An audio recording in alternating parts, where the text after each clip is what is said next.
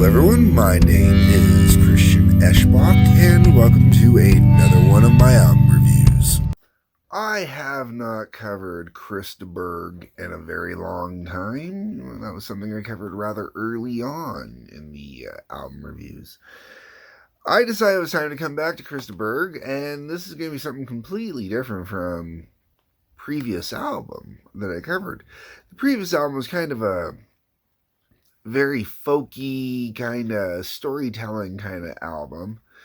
This one's more of a dancey electro pop kind of album. It's quite the difference in some regards, but in other regards still the same.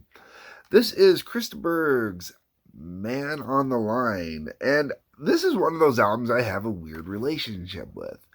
I mentioned before there are three artists that my parents could agree on: Alice Cooper, David Bowie, and Chris De Burgh is the third one. So those were the three artists you could expect to find in both houses when we were kids. And my dad had a few albums. My mom had a few albums. Neither of them had the same albums. And there was one day, I don't remember how old I was. I could hear Chris De Burgh coming out of my sister's room, and it wasn't Spanish Train. And I was confused because, as far as I knew, Spanish Train was the only album in the house because of me. And I went and checked with my sister. I'm like, what the hell? And she goes, I found this in Mom's collection. It was one my mom had ordered from Columbia House way back early on in her first time signing up with Columbia House. Okay, so, I discovered, oh, hey, look at this. My mom actually has cassettes in the house I could listen to. My mom never got into Chris De Burgh CDs. Spanish Train was the only one my mom ever bought on CD.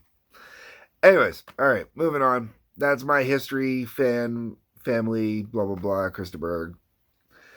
This album, Man on the Line, released in, 1986, I believe it was. 1984, sorry. This is 1984. My computer, for some weird reason, does not want to read this CD. I have dubbed it multiple times. It will not. It plays fine on everything I own. The CD looks in great condition. My computer will not rip this CD properly. Interference. So this is going to seem slightly kind of like a blow-through review just because I couldn't properly do my notes at the computer like I usually do on a write-through.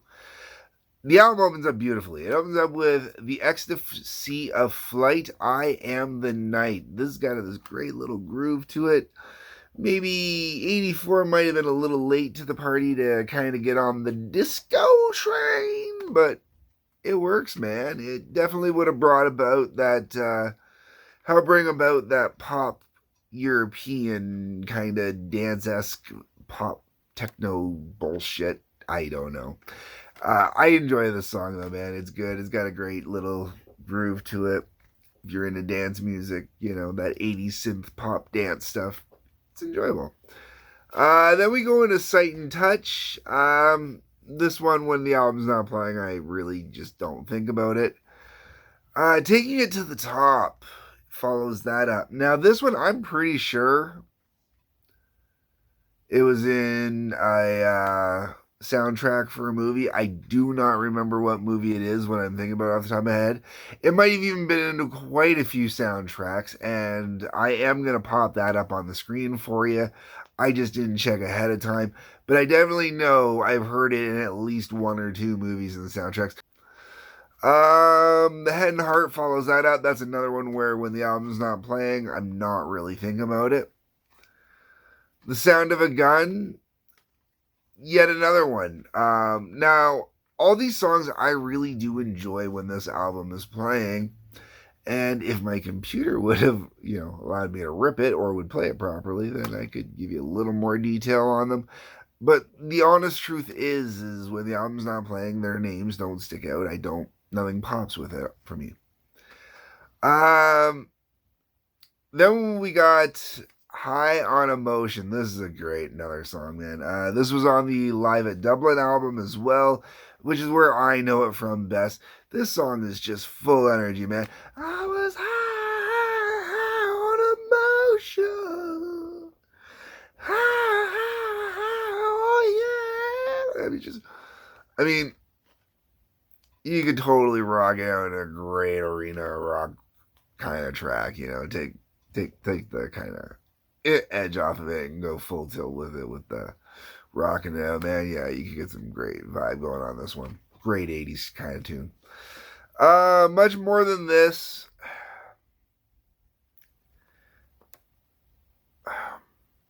Memorable one because it's kind of more in the classic vein of Chris De Burgh, where it's a little bit softer, a little more folky.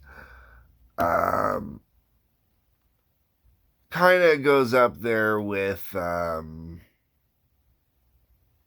few of the songs, a few of the World War One-ish kind of songs off of the Spanish Train album, ones that take place in that kind of vibe. Then we get to Man on the Line. Good tune. I dig Man on the Line. Surprised that it's the title track for the album. And there are definitely other songs that I think may have deserved. I think High on Emotion really is what the album should have been called. I mean, the artwork is kind of nifty for Man on the Line, kind of sort of the laser lights and stuff like that. And it's kind of cool that Chris De Burgh was really kind of doing the laser light kind of thing going on. But I